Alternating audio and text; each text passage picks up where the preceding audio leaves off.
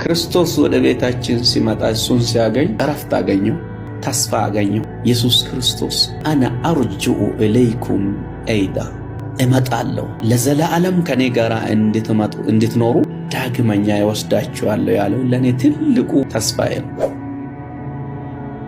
ተሰቃይቻለሁ ለዚህ ወንጌል። በዛን ወቅት ሊገሉኝ ወጣቶች መጥተው ጌታን ተቀብሎ ይሄዳሉ። ሰው እውነትን ጌታ ከገባው እውነትን ከተረዳ ወንጌልን እሰብካለሁ ብሎ የሚወስን ከሆነ እውነታው ስቃዩን እካፈላለሁ ነው። እግዚአብሔር የአክራሪ ቤተሰቦች አሳልፎ ሰጠኝ። እናቴ፣ ወንድሞቼ፣ አሁን ያሉት ሙሉ በሙሉ ጓደኞቼ በጌታ ናቸው። ብዙ ውሸኮች መጥተዋል። ጌታ ስሙ ይባረክ።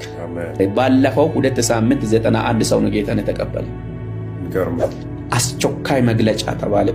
ህይወት ብዙዎቹ ስለዳኑ አብዶ የሚባል ሰው በኢትዮጵያ ውስጥ የሚኖር በኦሮሚያ ክልላዊ መንግስት ውስጥ የሚኖር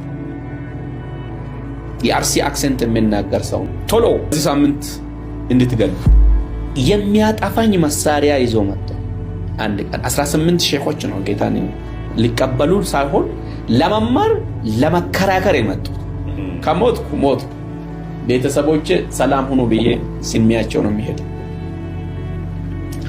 የኔ ወገን ክርስቶስ ብቻ ከኔ ጋር ማንም የለም።